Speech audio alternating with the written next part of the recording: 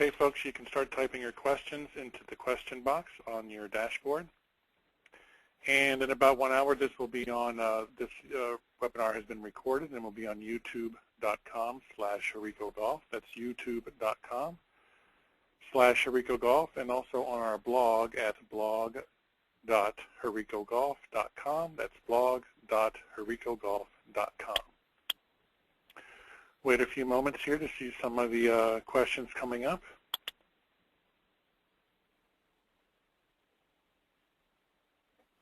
I think I put them all to sleep. No, I thought this has been one of the most informational that we've ever had. Very, very detailed. Wait a few more moments here. Okay, great webinar. This is from our buddy Gary. However, 90% of all golfers have no idea what shaft, grip, or length. They just come and ask for a club to be built. Well, I guess Gary was just commenting.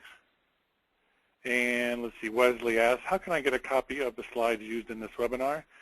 It will be on our blog at blog.hirikogolf.com in about 1 hour. Art asks, why don't more component makers allow weight ports to adjust head weights? That's kind of a sore subject for me because personally I would like to see it on all clubs, but there's two reasons for it.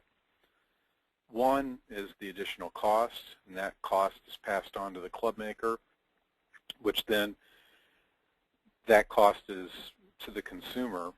And in the economy and so forth, people are trying to cut down the cost as much as possible. The other thing is the consumer doesn't really care about the weight ports. The club makers are. And this might be surprising, but years ago we had a focus group and talked to many different levels of club makers about weight ports, and more people said that they didn't want them on because the major manufacturers didn't have them, and it actually almost made it cheapened by having the ability to adjust it, if that sounds even plausible. But that's the truth of the matter.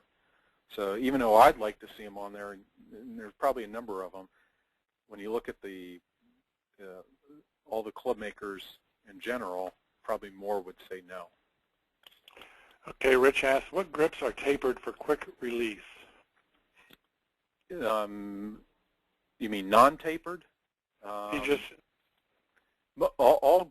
Almost all the grips are tapered, but the ones with the reduced taper, there's some lambkin grips that are being promoted. I think it's the like the Endures and some of the newer ones they have, and also a lot of the wind grips, the older style, don't taper at all.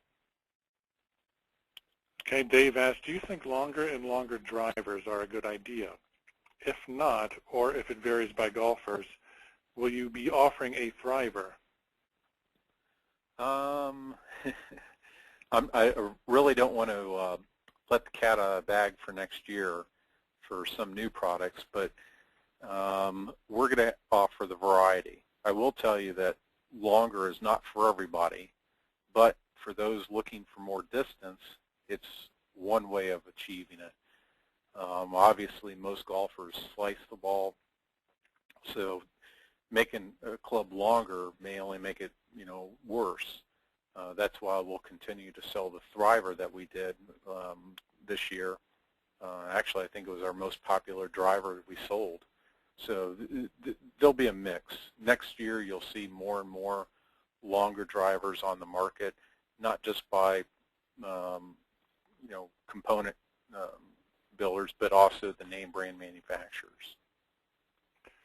Is there a way to adjust head weights by adding in things like rattle remover glues? I mean, you can. I mean, the tip pins that you could put in the shaft tips prior to assembly is one thing. Most of the drivers, fairway woods, and even hybrids, they're all hollow. But at the bottom of the hosel is usually a plug, and that plug is there to stop excess epoxy from flowing inside the head and causing a rattle later on. But that's not to say that you couldn't remove those and then add something like we call it rat glue, but it's just anything that you could put down there that's sticky, that's not going to move around, and just to add weight. So that's an option. But if you ever need to remove it, then good luck. Okay, since many proponents suggest we should use shorter lengths, shorter driver lengths, how can we accomplish D2 or even 1 with shafts getting lighter? You can't. And that's the thing. What people want and what they get are usually two different things. I'm sure there's a number of people that are in attendance today that would say that most golfers would benefit from a shorter length driver. They would actually hit it further because they would make more solid contact. But because, and here's the big because, the component market and club makers don't drive the market. Who drives the market are the name brand manufacturers. And when you look at the trends out there, they're going to 45 or closer to 46 inches will be the new standard next year for most of the drivers that you're going to see. And that is all due to the people wanting more distance, and so going lighter, going longer, that the manufacturers are supplying that niche. Okay, last question comes from Thomas. Great seminar. I need more info on frequency on swing weight on a complete set. Is there an industry standard or what? The only industry standard in the whole golf industry is there are no standards. We have if you go back through some of our old webinars on our website or YouTube, there's one on shaft sorting that you probably want to pay a close attention to. And I think that'll answer a lot of your questions. Otherwise, it could be another hour conversation just going over that. Okay, Gary asked, in previous webinars, you stated that length was the major factor in club building. I think the grip size is the second major factor, and everything else follows these two. Sound right?